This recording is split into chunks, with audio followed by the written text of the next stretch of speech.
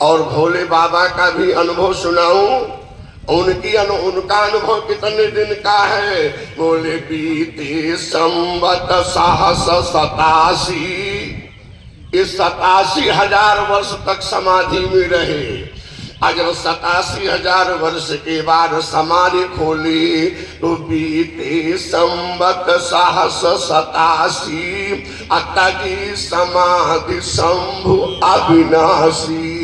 तब मैया पार्वती ने पूछा, हे प्रियतम, 27 कल्पों का अनुभव तो गरुड़ से कागभूषुंडी ने सुनाया, अब आप अपना 87,000 वर्ष वाला अनुभव सुना दो।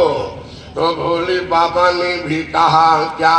बोले माँ कहूँ मैं ये अनुभव अपना, क्या?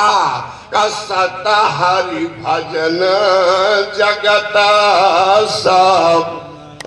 यही मैंने अनुभव किया कि एकमात्र अगर सत्य है तो भगवान का भजन।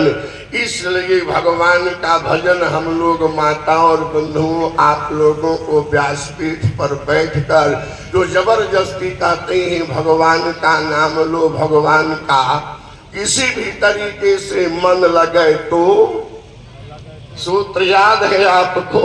ये जगह मैंने यही कह दिया, उसने तर्क किया, बोले पंडित जी कैसे हो सकता है बिना मन लगे भगवान का नाम लेने से कैसे कल्याण हो जाएगा? हमने कहा एक बात बताओ, सल्फास की गोली मन लगा के खाओगे तब मरोगे कि बिना मन के लील लोगे? मन लगा के लीलोगे तब जाओगे कि वैसे ही? अच्छा छोड़ो, बिजली का नंगा तार मन लगा के छुओगे तब मारेगा कि बिना मन के छू जाएगा तब वो निपटा देगा? अच्छा वो भी छोड़ो, रास्ते में जा रहे हो, अग्नि का टुकड़ा आपके पैर के नीचे भूल से पड़ गया, आपने जानबूझ के अग्नि के ऊपर पैर नहीं रखा तो अग्नि जला देगी या छोड़ देगी? क्यों जला देगी जब मैंने मन लगा के नहीं रखा तो? है जो जवाब बोलो। मैंने मन नहीं लगाया तो अग्नि क्यों जलाई? बिना मन लगे जहर खाया क्यों मरा? बिना मन लगे बिजली का तार पकड़ा क्यों मरा? इसलिए प्यारे की वस्तु शक्ति, शब्द पर ध्यान देना, वस्तु शक्ति आपके ज्ञान की अपेक्षा नहीं करती है। जैसे जल का काम है शीतलता देना, अग्नि का काम है दाहकता, जैसे जहर का काम है मारना, ऐसे ही भगवान का नाम का अर्थ है तारना। अगर बिना मन लगे जहर खा के मर सकते हो तो बिना मन लगे भगवान का नाम लेकर तर सकते हो, इसमें कोई संदेह मत करना। पर दुनिया उल्टी। यही मैंने कहा, अपना बूढ़ा बाप अपने लड़के को ले आकर सामने बैठाया, 5वां दिन है आज, बेटा शुरू से कथा सुनना। देखो जो लोग 4 दिन बढ़िया से कथा सुने हो तो शायद ऐसी व्यवस्था आप कहीं देखे हो। आज आपको 4 प्रकार का प्रसाद मिलेगा, कोई यहाँ से भागिएगा मत। 4 प्रकार का प्रसाद है, अर्थ धर्म काम मोक्ष चारों लेकर आज यहाँ से जाइएगा। पीछे चारों का स्टार लगा हुआ है।